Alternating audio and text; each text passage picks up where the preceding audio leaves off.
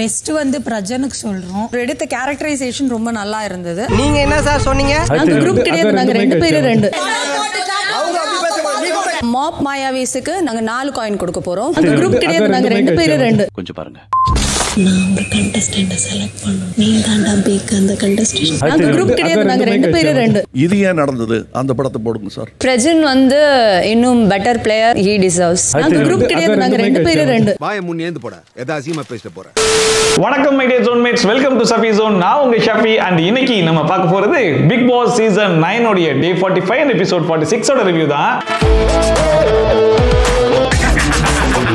இன்னைக்கு எபிசோட ஸ்டார்ட் பண்ணும்போது திவ்யா, சாண்ட்ரா அண்ட் பிரஜன் 3 பேர் உட்கார்ந்து பேசிருக்காங்க. அப்ப சாண்ட்ரா சொல்றாங்க, இந்த டாஸ்க் வரைக்கும் எல்லாரும் நார்மலா தான் இருக்காங்க, ஆனா டாஸ்க் முடிஞ்சதுக்கு அப்புறம் தான் ஒருத்தருடைய மூஞ்சும் வெளியே வருது அப்படிங்கிற மாதிரி சொல்லிருக்காங்க. இதை யார் சொல்றா? சாண்ட்ரா சொல்லிருக்காங்க. அதாவது மத்தவங்களாச்சும் டாஸ்க் முடிஞ்சதுக்கு அப்புறம் தான் வன்மத்தை கொட்டுறாங்க, ஆனா டாஸ்க்லயும் சரி டாஸ்க் இல்லாத போயும் சரி 24 நேரம் இந்த வீட்டில் வன்மத்தோடய வாழக்கூடிய ஒரே ஆள் சாண்ட்ரா தான். அவங்க இதெல்லாம் பேசுறாங்க பாருங்கன்ற மாதிரி இருந்துச்சு. இன்னொரு பக்கம் பார்த்தா வினோத் அங்கே குடுன்னு ஓடி வந்து எனக்கு காரம் பிடிக்கும் தான், பட் இருந்தாலும் இன்னைக்கு சாம்பார்ல கொஞ்சம் காரம் அதிகம் அப்படிங்கிற மாதிரி கம்ப்ளைண்ட் பண்ணிருந்தாப்ல. இதை வந்து ஏன் இங்க சொல்றாருன்னா, இன்னைக்கு சாம்பார் ஸ்குவாட்ல இருந்த சாண்ட்ரா அண்ட் திவ்யா இவங்க 2 பேர் தான் இந்த வீட்ல சாம்பாரை சமைச்சிருக்காங்க. நல்லா காரத்தள்ளி கொட்டி விட்டாங்க போல இருக்கு. உள்ள பெரிய பிரச்சனையே போயிட்டு இருக்கு. சோ திவ்யா என்ன சொல்றாங்க, சரி விடு, பேசாம நாளைக்கு நான் பருப்பு ஆக்கிறேன் அப்படிங்கிற மாதிரி சொல்லும்போது கூட சாண்ட்ரா வந்து நீ பாரு, நம்ம ஒண்ணு இந்த வீட்டுக்கு சமைக்கிறதுக்குலாம் வரல, அதை முதல்ல மைண்ட்ல வச்சுக்கோ அப்படிங்கிற மாதிரி சொன்னா, அதுக்கு திவ்யா சொல்றாங்க, பின்ன சாப்பாடுலாம் இப்படி குறை சொல்லுவாங்களான்ற மாதிரி எனக்கு இருக்கு அப்படிங்கிற மாதிரி பேசிட்டு இருந்தாங்க. அதை பார்க்கும்போது ஏமா சாப்பாடே நல்லா இல்ல, என்ன சமைச்சிருக்கீங்க, என்ன சமையல் இது, வாயில கூட வைக்க முடியல, இந்த மாதிரிலாம் எவனாச்சும் ஒருத்தன் பேசியிருந்தானா சாப்பாடுல போய் குறை சொல்றீங்க, எங்களுக்கு தெரிஞ்சதை சமைச்சிருக்கோம் அப்படிங்கிற மாதிரி சொல்லலாம். ஆனா நல்லா காரத்தள்ளி கொட்டி வச்சிருக்கீங்க, வாயில வைக்க முடியல, காரமா இருக்குன்னு தான் சொல்றாங்க. சோ காரம் அதிகமா இருக்குன்னு சொன்னாதானே நெக்ஸ்ட் டைம் காரம் கம்மியா போடுவீங்க, அதை கூட சொன்னா அது பேர் குறைன்ற மாதிரி பேசிட்டு இருக்காங்களே, யாரா அவனுங்கன்ற மாதிரி தான் இருந்துச்சு. நம்ம இதுக்கு இங்க வரல, ஓகேவா? அதுக்கு நீ இப்படி சாப்பாட்டுல எல்லாம் குறை சொல்லுவாங்களான்னு இருக்கு, வேற ஒண்ணும் இல்ல சொல்லுவாங்க. ஒரு பக்கம் வினோத் வெளியே வந்து சாண்ட்ரா திவ்யா கிட்ட இந்த விஷயத்தெல்லாம் கன்வே பண்ணிருக்காப்ல. இன்னொரு பக்கம் பார்த்தா கெமி வந்து உள்ள எனக்கு சாம்பார் பயங்கர காரமா இருக்கு, அதனால கொஞ்சம் போல நெய் கொடுங்க, நெய் பரட்டி சாப்பிட்டுறேன் அப்படின்னு சொல்லிட்டு கேப்டன் கிட்ட போய் கேட்க, அந்த டைம்ல பார்த்தா கிச்சன் டீம்ல கமருதீன் இருக்காப்ல. கமருதீன் என்ன சொல்றாரு, நீ கிச்சன் டீம்ல இருக்கும்போது நான் கேட்டனே, எனக்கு கொடுத்தியா அப்படிங்கிற மாதிரி அந்த நெய் மேட்டர் ஒரு வாட்டி கெமி போட்டு கொடுத்துருப்பாங்க பாத்தீங்களா, பார்வதி கெமி எல்லாம் சேர்ந்து, அதை மனத்தை வச்சுக்கிட்டு நான் தர முடியாது அப்படிங்கிற மாதிரி அவர் ஒரு பக்கம் சொல்ல, நான் ஒன்னும் உன்கிட்ட கேட்கல, நான் கேப்டன் கிட்ட தான் கேட்கிறேன் அப்படிங்கிற மாதிரி சொல்ல, நீ யாருக்கிட்ட கேட்டாலும் சரி கடைசி வரைக்கும் அவனுக்கு நெய் தரமாட்டேன் அப்படிங்கிற மாதிரி 2 பேரும் மாறி மாறி எவ்வளவோ சண்டை போட்டு பார்த்தாலும் கடைசி வரைக்கும் கமருதீன் நெய் தர முடியாது சொல்லி அனுப்பிச்சு விட்டாப்ல. ஆக மொத்தம் நம்ம கிட்ட பவர் கிடைக்கும் போது அந்த பவரை நம்ம எப்படி யூஸ் பண்றோம், நம்ம கிட்ட கேட்டு வரவங்களுக்கு நம்ம எந்த மாதிரி ஒரு ரெஸ்பான்ஸ் கொடுக்குறோம் அப்படிங்கறதெல்லாம் பொறுத்து தான் நமக்கான ரெஸ்பான்ஸ் கிடைக்கும் அப்படிங்கிறதுக்கு கெமி தான் ஒரு பெஸ்ட் எக்ஸாம்பிள். கெமி வந்து கிச்சன் டீம்ல இருக்கும்போது பார்த்து எல்லாரும் கேட்கும்போது கொடுத்துருந்தாங்கன்னா இப்ப கெமிக்கும் கிடைச்சிருக்கும். இதே மாதிரி ஒரு பிரச்சனை தான் கொஞ்ச நாளைக்கு முன்னாடி வியானாக்கும் வினோத்துக்கும் போச்சு. வினோத் என்ன சொன்னாரு, நீங்க கிச்சன் டீம்ல இருக்கும்போது எனக்கு சக்கரை கொடுக்கல, அதனால நானும் தர மாட்டேன் அப்படிங்கிற மாதிரி சண்டை போச்சு இல்லையா, அதேதான் இப்பயும் நடந்திருக்கு. அப்புறமா பிக் பாஸ் வேக்கப் சாங் எல்லாம் போட்டு விட்டாப்ல, எல்லாரும் போயிட்டு பயங்கரமான டான்ஸ்லாம் ஆடி முடிச்சுட்டு வந்துட்டாங்க. அண்ட் இந்த சீசன் ஆரம்பிச்ச முதல் வாரத்துல இருந்தே அம்புட்டு பேரும் கண்டென்ட் ட்ரை பண்ண ஒரே ஒரு கண்டென்ட்னா லவ் கண்டென்ட் தான். அந்த லவ் கண்டென்ட் மட்டும் பண்ணிட்டோம் அப்படின்னா எப்படி ஒரு 10 வாரத்துக்கு இந்த வீட்லயே பாய் விரிச்சு படுத்தறலாம் அப்படிங்கிற மாதிரி ட்ரை பண்ணி பார்த்தாங்க. ஆதிரை எல்லாம் எவ்வளவோ முயற்சி பண்ணி பார்த்தாலும் கடைசில 3 வாரத்துக்கு மேல தாங்க முடியாதுன்னு சொல்லிட்டு அந்த புள்ளையை அமுச்சு விட்டாங்க இல்லையா. அதுக்கப்புறமா பார்த்தா பார்வதி அண்ட் கமருதீன் இவங்களுடைய லவ் கண்டென்ட் தான் ரொம்ப நாளைக்கு போச்சு. அதையும் பேட் டச் அந்த டச்னு சொல்லிட்டு சொதப்பி விட்டாங்க. இப்போதைக்கு லவ் கண்டென்ட் இல்லாம ஓடிட்டு இருக்கு, ஒரே ஒரு கர்மாந்திரம் முடிச்ச கண்டென்ட் மட்டும் போயிட்டு இருக்கு. கமருதீன், அரோரா, பார்வதி, சரி அதை கூட பெருசா கண்டுக்காம விட்டுறலாம் அப்படிங்கிற மாதிரி பார்த்தா மறுபடியும் முதல்ல இருந்தா அப்படிங்கிற மாதிரி எஃப்ஜே அண்ட் வியானா இவங்க 2 பேரும் சேர்ந்து ஏதோ ஒரு கண்டென்ட் கிரியேட் பண்ணிருக்காங்க. அதுலயும் எஃப்ஜே தான் பயங்கரமா இனிஷியேட் பண்ற மாதிரி தெரியுது இந்த வாட்டி. அது ஏனே ஒண்ணு புரியல. வியானா கிட்ட போயிட்டு இதை போட்டு பார்க்கவா, ட்ரெஸ் எப்படி இருக்கு, நல்லா இருக்கா, சூப்பரா இருக்கா அப்படிங்கிற மாதிரிலாம் கேட்டிருந்தேன். நல்லா தான் இருக்கு அப்படிங்கிற மாதிரி அந்த புள்ளியும் சொல்லி இருந்துச்சு. நைட்டுக்கு வந்து சீக்கிரம் தூங்கு அப்படிங்கிற மாதிரி அக்கறையெல்லாம் பேசிட்டு இருந்துச்சு. அதுல வேற மத்தபடி இவங்க 2 பேரும் பேசிக்கிறது கூட பெருசா எனக்கு எதுவும் டவுட் வரல. ஆனா கடைசியில வியானா புள்ள எஃப்ஜே அண்ணாவா எனக்கு ரொம்ப பிடிச்சிருக்கு, அண்ணா எஃப்ஜே அண்ணா அண்ணா அப்படின்னு சொல்லிட்டு அந்த அண்ணாவை ரொம்ப ஸ்ட்ரெஸ் பண்ணி சொல்லும் போது தான் ஒருவேளை கன்ஃபார்மா இருக்குமோ அப்படிங்கிற டவுட் ஹெவியா வருது. சொல்லி எனக்கு என்னடி கிடைக்க போகுது, எனக்கு டி சொல்லது குத்துவேன். ஓகேடி எஃப்ஜே அண்ணா. இதுல வேற விஜய் சேதுபதி போன வீக்கெண்ட் எபிசோட்ல தான் இந்த ஷீல்டுன்ற கேள்வியை கேட்டுப்பாப்ல. அதுக்கு எஃப்ஜே பயங்கரமான ஆத்தலாம். இந்த வீட்டுக்குள்ள ரிலேஷன்ஷிப்லாம் நான் நம்ப மாட்டேன், வெளியே வந்து கன்டினியூ பண்ணுங்க அப்ப நான் நம்புறேன் அப்படிங்கிற மாதிரிலாம் பேசினா. ஸ்டார்டிங்ல ஆதிரை ட்ரை பண்ணும்போது வேணான்னு ஒதுங்கி போயிட்டான், ரம்யாலாம் அப்ரோச் பண்ணும்போது திட்டியே விட்டுட்டான். ஆனா இப்ப எதுக்கு இவன் வாலண்டரா போய் வியானா கிட்ட இப்படி ஒரு கண்டென்ட் கிரியேட் பண்றான் அப்படிங்கிறது தான் சத்தியமா தெரிய மாட்டுது. நல்லா இருக்கா? நல்லா இருக்கு. நாளைக்கு சீக்கிரமா தூங்கு. அண்ட் இன்னொரு பக்கம் பார்த்தா பார்வதி அண்ட் கமருதீன் அப்படிங்கிற ஒரு லவ் கண்டென்ட் ஸ்டார்டிங்ல நல்லா தான் போயிட்டு இருந்துச்சு. திடீர்னு பேட் டச்னு ஆரம்பிச்சு பல பிரச்சனைகள் வந்துச்சு. அவ்வளவு அசிங்கப்படுத்தி அவமானப்படுத்தி கமருதீன் வந்து நான் பார்வதிக்காக நிற்பேன், பார்வதிக்காக சப்போர்ட் பண்ணுவேன் அப்படிங்கிற மாதிரி எவ்வளவோ முயற்சியெல்லாம் பண்ணி பார்த்தாப்புல. ஆனா என்னைக்கு துஷார் இந்த வீட்டை விட்டு வெளியே போனானோ அந்த கேப்ல அரரா வந்து என்னடா பார்வதி வாடா என்கிட்ட அப்படி சொல்லிட்டு தைசை தூக்கிட்டு போயிடுச்சு இல்லையா. அந்த விரக்தியில இப்ப பார்வதி கடந்து ரம்யா கிட்ட புலம்பிட்டு இருக்காங்க. இவங்க ரெண்டு பேரும் என்ன ட்ரை பண்றாங்க, என்ன வெறுப்பேத்தி பாக்குறாங்களா அப்படிங்கிற மாதிரிலாம் சொல்லிட்டு இருந்தாங்க. அதுல வேற இந்த டாஸ்க் அப்போ கமருதீன் வந்து பார்வதியை பார்த்து உனக்கு எத்தனை புடிச்சேன் அப்படிங்கிற மாதிரி ஃபன்னா ஜாலியா ஒரு டயலாக் ஒன்று சொல்லிட்டார் இல்லையா. அதை எடுத்து வந்துட்டாங்க. அந்த டயலாக்கை இந்த வீட்டில் இருக்கிற வேற யாரும் சொல்லி தான் எனக்கு பிரச்சனையே கிடையாது. ஆனா அதை கமருதீன் சொன்னா பாத்தியா அதுதான் எனக்கு பயங்கரமா ஹர்ட் ஆயிடுச்சு அப்படிங்கிற மாதிரிலாம் சொல்லிட்டு இருந்தாங்க. அதுக்கு வந்து ரம்யா என்ன சொல்றாங்கன்னா இங்க பாரு அரோராவும் கமருதீனும் பேசிட்டு இருக்காங்க. அந்த கேப்ல நீ போனா அவங்க ரெண்டு பேரும் சேர்ந்து உன்னை வெறுப்பேத்துறதுக்கு தான் ட்ரை பண்ணுவாங்க. அண்ட் அது மட்டும் இல்லாம உன்னுடைய எதிரி உன்னை ஹர்ட் பண்ணா பிரச்சனையே கிடையாது. ஆனா உன்னை ரொம்ப பிடிச்சவங்களை ஹர்ட் பண்ணும்போது நீ என்ன பண்ணணும்னா நீ விலகி போயிடணும். நீ விலகி போகும்போது அவங்களுக்கு உன் மேல பயங்கரமான இன்ட்ரெஸ்ட் வரும் அப்படிங்கிற மாதிரி ரம்யாவுடைய சொந்த அனுபவத்துல அவங்களுக்கு கிளாஸ் எடுத்துட்டு இருக்காங்க. உன்னை பிடிச்சவங்க உன்னை கஷ்டப்படுத்துறாங்கன்னா விலகு பாரு, தயவு செஞ்சு விலகு. ஆனா இந்த சோறு சோப்பு மாப்பு அப்படிங்கிற மாதிரி ஒரு பிரமாதமான டாஸ்க் ஒன்று நடத்திட்டு இருக்காங்க இல்லையா. இந்த டாஸ்க்ல இப்போ ஒவ்வொரு டீம்ல இருந்தும் ஒரு ஸ்டார் பெர்ஃபார்மரையும் ஒரு ஒஸ்ட் பெர்ஃபார்மரையும் செலக்ட் பண்ண வேண்டிய நேரம் வந்துருச்சு அப்படிங்கிற மாதிரி சொல்லிட்டு இருந்தாங்க. அதை பார்க்கும்போது என்னடா எப்பயுமே டாஸ்கோட முடிவுல தானே பெஸ்ட் பெர்ஃபார்மர் ஒஸ்ட் பெர்ஃபார்மர்லாம் செலக்ட் பண்ணுவீங்க. இப்போ கண்டென்ட் இல்லாம ரெண்டாவது நாளே ஆரம்பிச்சிட்டீங்களா அப்படிங்கிற மாதிரி இருந்துச்சு. அண்ட் இதுல வர இதை யார் செலக்ட் பண்ணணும் அப்படின்னு சொல்லி பார்த்தீங்கன்னா மற்ற டீம்ல இருக்க ரெண்டு கேப்டன் வந்து மீதி இருக்கக்கூடிய டீம்ல ஒரு ஸ்டார் பெர்ஃபார்மரையும் ஒஸ்ட் பெர்ஃபார்மரையும் செலக்ட் பண்ணணுமா.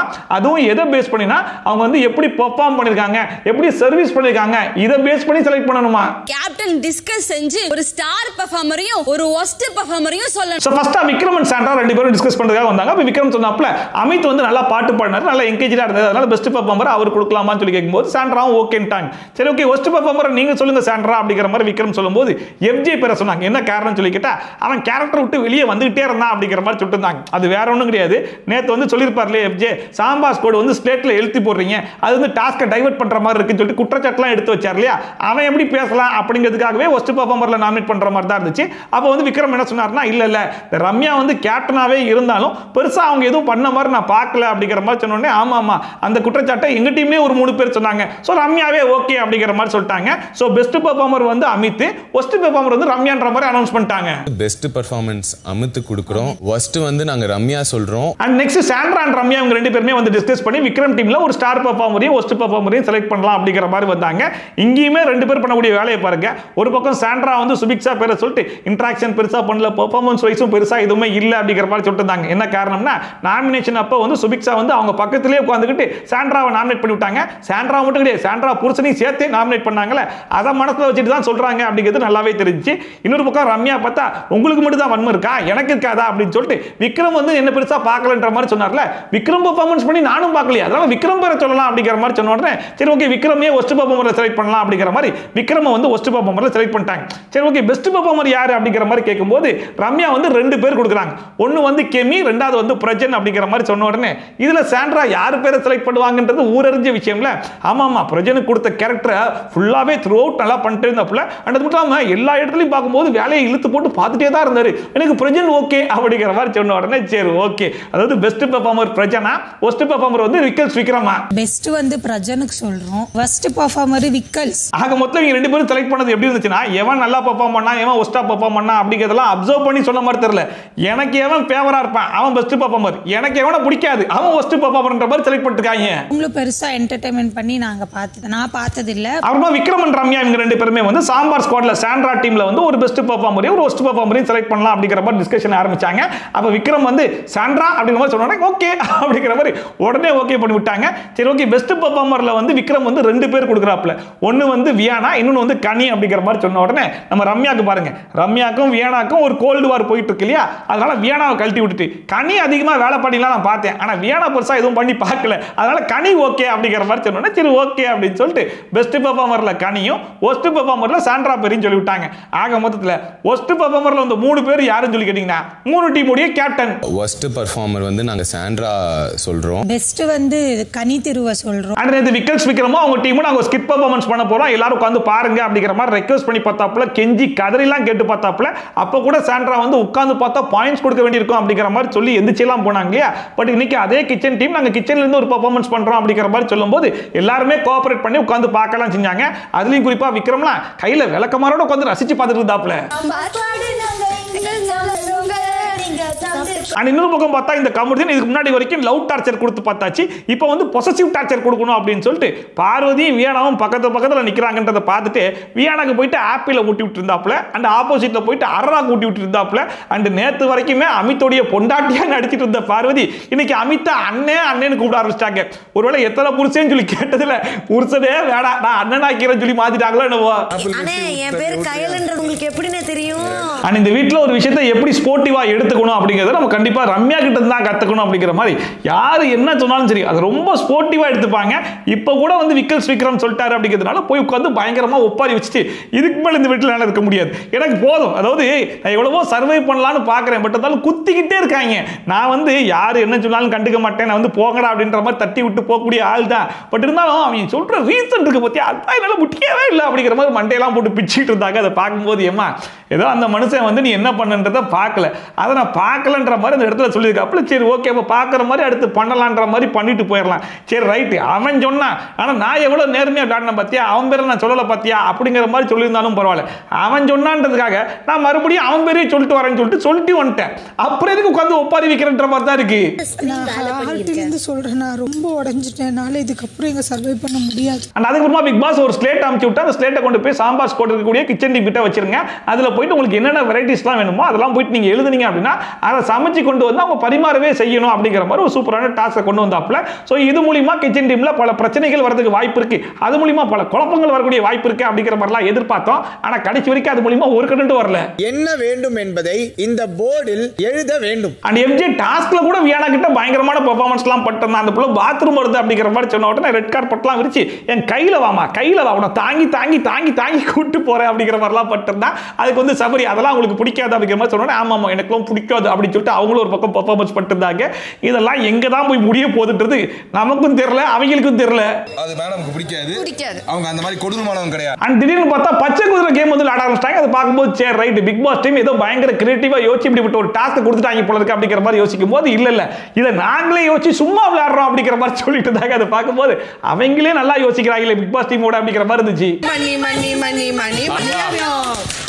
அந்த நேத்து நைட்டே கெமி போயிட்டு இந்த சாம்பார் பயங்கர காரமா இருக்கு, அதனால எனக்கு சாம்பார் வேணா கொஞ்சம் போல நெய் கொடுங்க அப்படிங்கிற மாதிரிலாம் கேட்டு பார்த்தாங்க. கடைசி வரைக்கும் தரமாட்டேன்னு சொல்லிட்டு அது ஒரு பிரச்சனையா போயிட்டு இருந்துச்சு இல்லையா. இன்னைக்கு வந்து கானா வினோத் அந்த ஸ்லேட்ல போயிட்டு ஸ்பெஷலா எனக்கு வந்து கத்திரிக்காய் செஞ்சு கொடுங்க அப்படிங்கிற மாதிரி எழுதிருப்பார் போல இருக்கு. ஸோ நேற்றே கானா வினோத்தும் மென்ஷன் பண்ணிருப்பாப்ல எனக்கு காரம் ரொம்ப பிடிக்கும், நான் காரம் சாப்பிடுவேன் அப்படின்னு சொல்லிட்டு. அதனால திவ்யா வந்து கானா வினோத்துக்காக நிறைய காரம் போட்டு அந்த கத்திரிக்காவை செஞ்சுட்டாங்க போல இருக்கு. அதையும் அவங்க சொல்லவும் செஞ்சுட்டாங்க, இது வந்து வினோத்துக்காக செஞ்சிருக்கேன் பயங்கர காரமா இருக்கு அதனால யாரும் எடுக்காதீங்க அப்படிங்கிற மாதிரி சொன்னதுக்குமே அரரப்புள்ள அங்கேருந்து வந்து நான் காரம் சாப்பிடுவேன் எனக்கு ரெண்டு வைங்க அப்படிங்கிற மாதிரி கேட்டு சரி அரராக்கு வச்சாங்க. சரி அரராக்கு வச்ச உடனே நிறைய பேர் வந்து நான் காரம் சாப்பிடுவேன் சொல்லி கேட்கும்போது எல்லாருக்கும் நான் ரெண்டு வைக்கிறேன்ப்பா அதுலயும் காரம் அதிகமா இருக்கு பார்த்துக்கோங்க திவ்யா சொல்லி தான் வச்சாங்க. இதுல பாருங்க கெம்மி அங்கேருந்து வந்து எனக்கு வைங்கன்னு சொல்லி கேட்குறாங்க. அப்ப திவ்யா சொல்றாங்க நீ பாரு உனக்கு வேணாம், நேத்தே சாம்பார் பயங்கர காரமா இருக்குன்னு சொன்னேன், இதுவுமே பயங்கர காரமா இருக்கு அதனால வேணாம் அப்படிங்கிற மாதிரி சொல்லியுமே இல்ல வைங்க நான் வந்து தயிர் சாதம் தானே சாப்பிட்றேன் அதோட மெசேஜ் சாப்பிட்டு போயிடுவேன் அப்படிங்கிற மாதிரி சொன்னாங்க. சரி கேட்கிறாளேன்னு சொல்லிட்டு இவங்களும் வச்சு விட்டாங்க. அதை போய் கமக்கமா சாப்பிட வேண்டியதானே. அங்கேருந்து ரம்யா வந்து கொஞ்சம் காரம் கம்மியா போட்டுக்கலாமே அப்படின்னு சொல்லி ஆரம்பிச்சாங்க. அப்பயும் அவங்க சொல்றாங்க கானா வினோத்துக்காக ஸ்பெஷலா பண்ணதுமா அவருக்காக காரமா பண்ணது, இது எல்லாருக்கும் பண்ணது கிடையாது அப்படிங்கிற மாதிரி சொல்லியுமே கெமி என்ன கேட்கிறாங்க அதான் எல்லாரும் கேட்டாங்கன்னு சொல்றீங்க எல்லாருக்கும் வந்து பரிமாற செஞ்சிட்டீங்களே அப்ப எல்லாருக்கும் கொடுக்கும்போது காரம் கொஞ்சம் கம்மியா செஞ்சிருக்கலாம்ல எல்லாரும் சாப்பிடும் போது எனக்கும் சாப்பிடணும் தானே தோணும் அப்படிங்கிற மாதிரி கேட்டுட்டு இருக்காங்க. ஏதாச்சும் ஒரு லாஜிக் இருக்கா? அவங்க ரொம்ப தெளிவா சொல்லிட்டாங்க கானா வினோத்துக்காக ஸ்பெஷலா ஆக்குனது நீங்க எல்லாம் ரெக்வஸ்ட் பண்ணி கேட்கறீங்கன்றதால தான் கொடுக்குறேன் அப்படின்னு சொல்லிட்டு அது காரமா இருக்கு வேணான்னு சொல்லியாச்சு. அப்ப காரமா இருக்குன்னா வேணான்ட்டு போக வேண்டியதானே. அவ்வளவு சொல்லியுமே அந்த காரமான கத்திரிக்காய் போய் வாங்கிட்டு வந்து அதான் நீங்க எல்லாருக்கும் கொடுக்குறீங்களே அப்ப கொஞ்சம் காரம் கம்மியா போட்டு ஆக்கிருக்கலாமே சொல்லி கேட்டா எங்கேயாச்சும் ஒரு நியாயம் இருக்கா அந்த பேச்சுல? ஆமனா குடுக்குறப்போ கரெக்டா எல்லாருக்கும் வர மாதிரி காரமா பண்ணி கொடுங்க. சோ கெமி பேசுறதெல்லாம் கேட்டு திவ்யாக்கு பயங்கரமா டென்ஷன் ஆகி பாரு நான் காரமா இருக்குன்னு சொல்லி உனக்கு தரமாட்டேன்னு சொன்னேன், நீ தான் தயிரோட சேர்த்து சாப்பிட சொல்லி வாங்கிட்டு போனேன், இப்போ இந்த மாதிரிலாம் பேசிட்டு இருக்கியே அப்படிங்கிற மாதிரி சொல்லிட்டு அண்ட் அரரா கிட்ட ஒன்னால தான் எல்லாமே உனக்கு கொடுக்க போய் தான் எல்லாருமே கேட்டாங்க, இப்போ கெமி எப்படி பேசுறாங்க பாத்தியா அப்படிங்கிற மாதிரி சொன்ன உடனே அரரா போய் கெமி கிட்ட அவங்க தான் ஸ்டார்டிங்லேயே காரமா இருக்குன்னு சொல்லி சொன்னாங்களே அப்புறம் எதுக்கு இப்படி பேசுறீங்க அப்படிங்கிற மாதிரி கேட்டா என்கிட்ட இந்த மாதிரி பேசுறவெல்லாம் வச்சுக்காது அப்படிங்கிற மாதிரி சொல்லிட்டு இருக்காங்களே தவிர்த்து கடைசி வரைக்கும் கேட்கிற கேள்விக்கு பதில் சொல்ல மாட்டாங்க. அதுக்கப்புறமா அங்கேருந்து சுபிக்ஷா வந்து பேசுறாங்க, கனி வந்து பேசுறாங்க, எல்லாருமே வந்து கெமிக்கு சொல்லி புரிய வைக்க ட்ரை பண்றாங்க. ஆனா கடைசி வரைக்கும் கெமிக்கு புரியுது, புரிஞ்சும் புரியாத மாதிரி ஒரு பெர்ஃபார்மன்ஸ் பண்ணிருக்காங்க. சொல்றாங்க, இங்க பாரு சாப்பாடுனா எனக்கு பசிக்கும் ஓகேவா, இந்த மாதிரி சாப்பாடுல இந்த மாதிரிலாம் பண்ணாதீங்க, தெரியாம பேசிட்டேன் ஓகேவா, என்ன விட்டுருங்க சாரி அப்படின்னு சொல்லிட்டு கோச்சிட்டு போய் உட்கார்ந்து ஒப்பாரி வைக்கிறாங்க. ஏதோ ஓரவஞ்சனை பார்த்து வீட்டில் இருக்கிற எல்லாருக்கும் சாப்பாடு போட்டு கெமிக்கு மட்டும் சாப்பாடு கொடுக்காம விட்டுட்ட மாதிரி இவங்க போய் ஒப்பாரி வைக்கிறதுல ஏதாச்சும் ஒரு நியாயம் இருக்குதா? ஒருவேளை நேற்று தான் சாம்பாரில் இவ்வளோ காரம் போட்டிங்கன்ற மாதிரி கம்ப்ளைண்ட் பண்ணோம், இன்னைக்கும் பொதுவாக ஆக்கின சாப்பாடில் இவ்வளோ காரம் போட்டுட்டீங்களே அப்படின்னு சொல்லி கேட்டிருந்தா ஒரு நியாயம் இருக்கும். அதாவது சாப்பாடை வச்சதுக்கப்புறம் என்னங்க இவ்வளோ காரமாக இருக்கு, ஃபர்ஸ்டே சொல்லியிருந்தா வாங்காமல் இருந்திருப்பேன்ல அப்படிங்கிற மாதிரி சொல்லியிருந்தா ஒரு நியாயம் இருக்கும். ஆனால் திவ்யா ரொம்ப தெளிவாக சொன்னதுக்கு அப்புறம் கூட காரமாக இருந்தாலும் பரவாயில்ல கொடுங்க, நான் தயிரோட பேசி சாப்பிட்டுப்பேன் அப்படிங்கிற மாதிரிலாம் வாங்கிட்டு வந்துட்டு ஏங்க இவ்வளோ காரம் போட்டிங்க அப்படின்னு சொல்லிட்டு போய் ஒப்பாரி வச்சு அழுகுறாங்கன்னா இது என்னன்னு சொல்ல?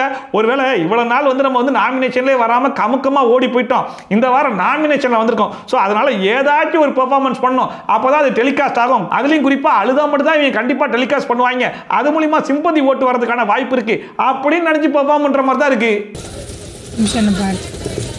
அண்ட் ஆல்ரெடி இன்ஃபார்ம் பண்ணியிருந்தாங்களே இந்த வீக்லி நோட்டில் டெய்லியுமே ஒரு பிரமாதமான டாஸ்க் ஒன்று வைப்போம், அந்த டாஸ்க்கில் வின் பண்ணுறவங்களுக்கு 2 பாயிண்ட் கொடுப்போம் அப்படிங்கிற மாதிரி.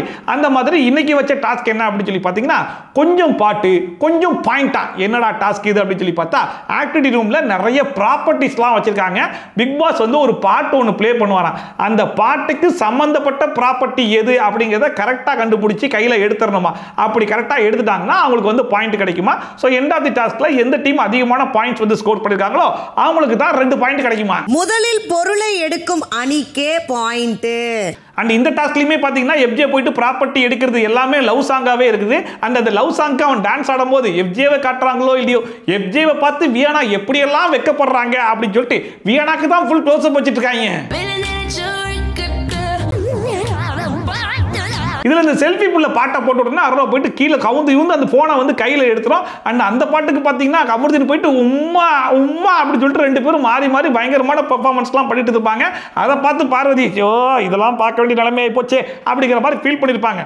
அடுத்ததா பாத்தீங்கன்னா தொட்டு தொட்டு நனையுது தாஜ்மஹால் அப்படிங்கிற பாட்டுக்கு கமருதீன் போயிட்டு தாஜ்மஹால் எடுத்துருவாப்ல. ஆனா இந்த வாட்டி பார்வதி களத்துல இறங்கி நான் உன் கூட சேர்ந்து டான்ஸ் ஆடுறேன்ற மாதிரி ஆடினாலுமே நீ எங்கே நீ எங்கேன்னு இந்த மனுஷன் அரணா பார்த்து கை கட்டுறாப்ல, ஒரு வாட்டி பார்வதி பார்த்து கை கட்டுறாப்ல. ஆக மொத்தத்தில் 2 பேரும் எப்படி சமாளிப்பாரோ டூ மாதிரி சமாளிச்சுட்டு இருந்தோன்னே பிக் பாஸே களத்துல இறங்கி கலாய்ச்சாப்ல. இருங்க கமருதன் சிரிப்பை கண்ட்ரோல் பண்ணிக்கிறேன். அடுத்த கரகாட்டக்காரன் படத்துடைய பாட்டை போட்டு விட்டோம்னா நேரா கனிக்கு ஆப்போசிட்லயே வந்து அந்த கரகத்தை வச்சிருப்பாங்க. அதனால கனி ஓடி போய் எடுத்துடலாம் அப்படிங்கிற மாதிரி போகும்போது சைட்ல இருந்து வினோத் அப்படியே ஓடி வந்து நம்ம கனியை ஒரு அடி அடிச்சுட்டு அதை வந்து எடுத்துருப்பாப்புல. கனி போய் தொப்பு கட்டின்னு விழுந்துட்டாங்க கீழே. அதை பார்க்கும்போது எனக்கு ஒரு மாதிரி பதறி போச்சு, என்னடா இப்படி விழுறாங்க அப்படின்னு சொல்லிட்டு அப்படி காலெல்லாம் பிடிச்சிருந்தாங்க.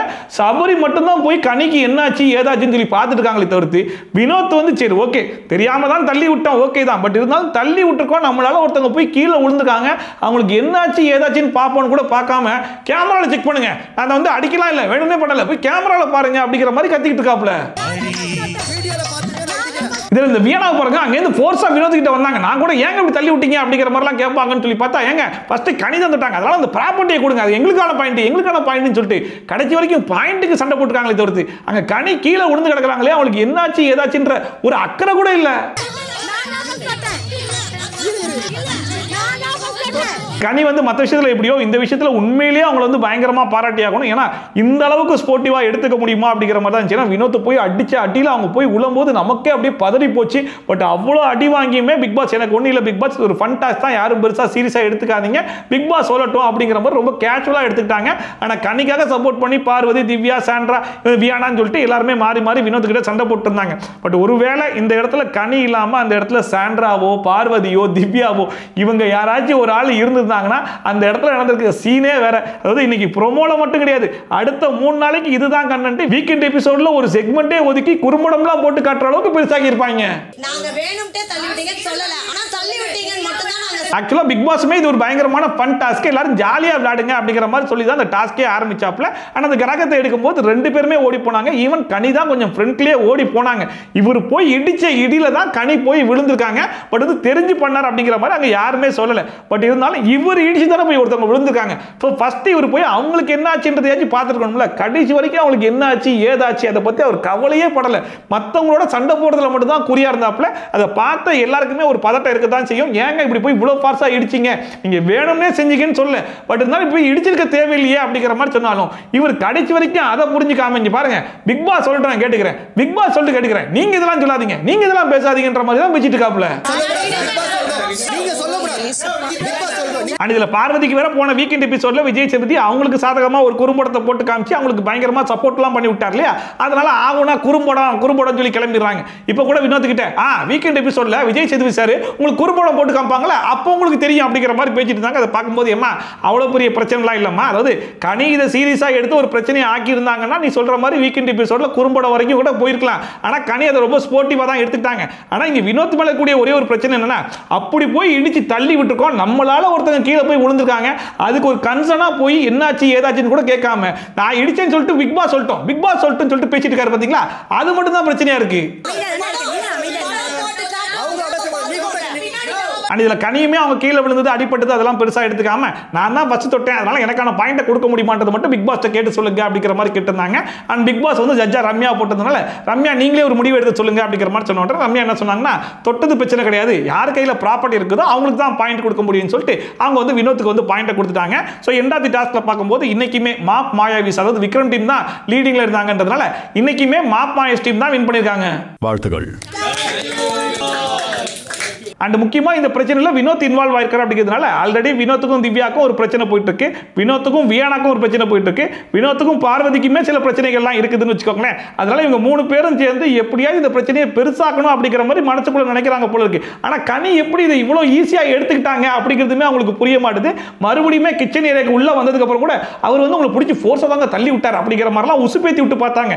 அப்பயுமே இல்ல அது ஒன்றும் பிரச்சனை இல்லை, ஓடி வந்த ஃபோர்ஸ்ல இடிச்சிட்டார் அப்படிங்கிற மாதிரி கடைசி வரைக்குமே அவங்க வந்து ரொம்ப கேஷுவலாகவும் ஸ்போர்ட்டிவாவே எடுத்துக்கிட்டாங்க. இன்னொரு பக்கம் வினோத்துமே இந்த பிரச்சனையை ஈஸியா சால்வ் பண்ணிட்டு போயிருக்கலாம். ஏன்னா ஒரு ப்ராப்பர்ட்டிக்காக 2 பேரும் குடுகுடுன்னு ஓடி வராங்க, அந்த ஃபோர்ஸ்ல வினோத் இடிக்கிறப்பல கனி கீழே போய் விடுறாங்க.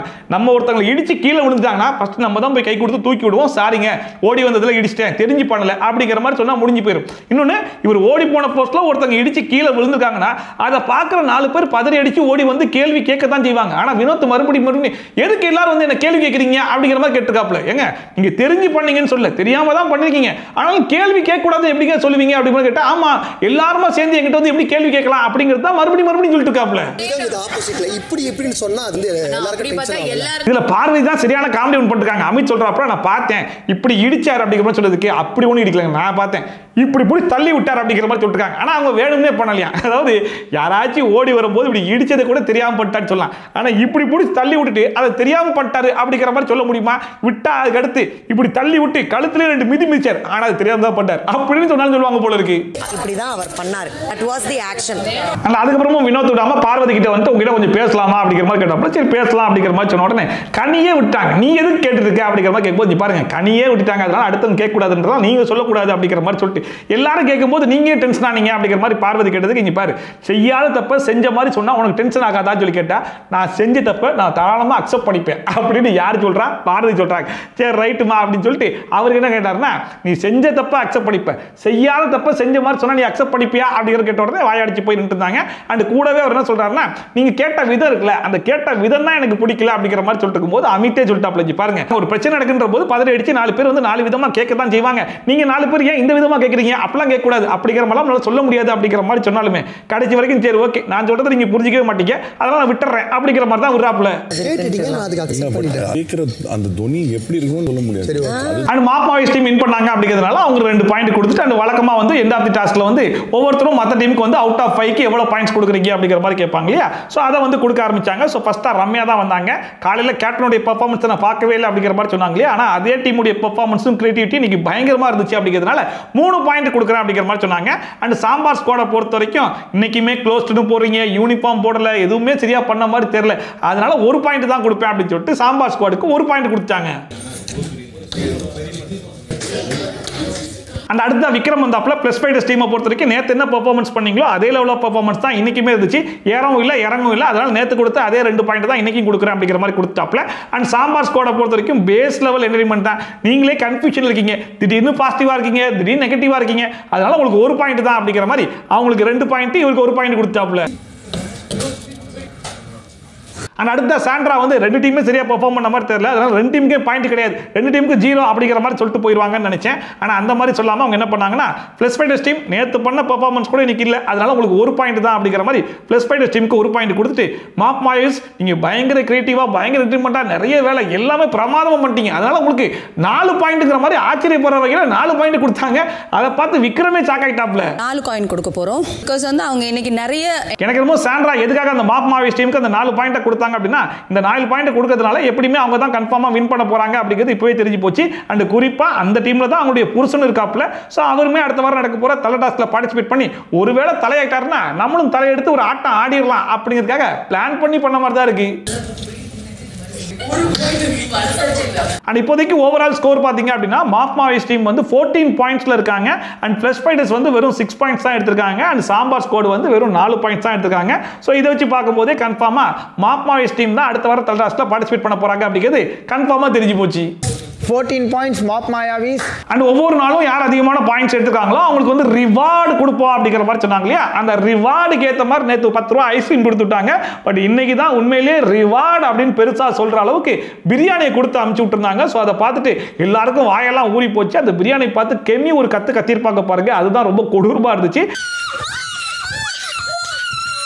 ஆனால் அந்த சாம்பார் ஸ்குவாட்ல திவ்யா என்ன சொல்லிட்டாங்க அப்படின்னா அதுலேருந்து 1 வாய் கூட யாரும் வாங்கக்கூடாது, நம்ம எவ்வளோ சமைச்சு போட்டுக்கோ இந்த மாதிரி பண்ணிட்டாங்க, அதனால யாரும் சாப்பிடாதீங்க அப்படிங்கிற மாதிரி ஸ்ட்ரிக்டாக சொல்லி விட்டாங்க. அந்த டீமும் சரி ஓகே உங்களுக்கு கோஆபரேட் பண்ணுறோம் அப்படிங்கிற மாதிரி சொல்லிட்டு இவங்க எவ்வளோ தான் வந்து கூப்பிட்டு பார்த்தாலும் கடைசி வரைக்கும் நாங்கள் சாப்பிடவே வரமாட்டோம் அப்படின்னு சொல்லிட்டு அடம் பிடிச்சிட்டாங்க. இன்னைக்கு எபிசோடு முடிஞ்சு போச்சு. இன்னைக்கு எபிசோட் பொறுத்தவரைக்கும் ரொம்பவே சுமாரான எபிசோடு தான் சொல்லி ஆகணும். எப்படி ஓட்டுன்னு தெரியாம சாம்பாரை வச்சுலாம் ஒரு பிரச்சனை பண்ணி அதுக்காக கெமி போயிட்டு பயங்கரமான ஒப்பாரிலாம் வச்சுட்டு இருந்தாங்க. இன்னொரு பக்கம் இந்த டாஸ்க்ல தெரியாம போயிட்டு வினோத் இடிச்சாப்ல, பட் இருந்தாலும் தப்பா உணராம பேசியிருந்தது வினோத்துடைய தப்புன்ற மாதிரி தான் எனக்கு என்னமோ தோணுச்சு. உங்களுடைய கருத்து என்ன அப்படிங்கிறத மறக்காம கமெண்ட் செக்ல சொல்லுங்க. இன்னொரு பக்கம் சாண்ட்ரா பயங்கர கன்னிங்கா தான் புருஷனை வந்து எப்படியாவது ஜெயிக்க வைக்கணும் அப்படிங்கிறதுக்காகவே ஒரு கேம் விளையாடுறாங்களோ அப்படிங்கிற மாதிரி இருக்கும். இந்த பெஸ்ட் பெர்ஃபார்மர்ல கூட பிரச்சனை பிரச்சனை நல்லா பெர்ஃபார்ம் பண்ணலானே அப்படின்னு சொல்லிட்டு பெஸ்ட் பெர்ஃபார்மர்ல எப்படியே கொண்டு வந்து விட்டாங்க. அண்ட் அதே மாதிரி அந்த டீமை ஜெயிக்க வச்சாதான் புருஷன் வந்து கேப்டன் ஆகிறதுக்கு ஒரு வாய்ப்பு இருக்கும் அப்படிங்கிறதுக்காகவே அந்த டீமுக்கு போயிட்டு 4 பாயிண்ட் செல்ஃபிஷா கொடுத்துட்டு வராங்க.